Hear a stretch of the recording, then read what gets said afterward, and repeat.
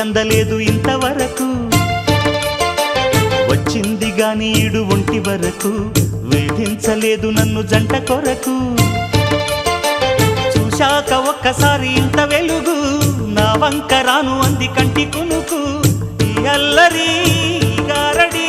నీలీల అనుకోనా నీ పేరు ప్రేమ అవునా ఇవాళే నిన్ను పోల్చుకుందా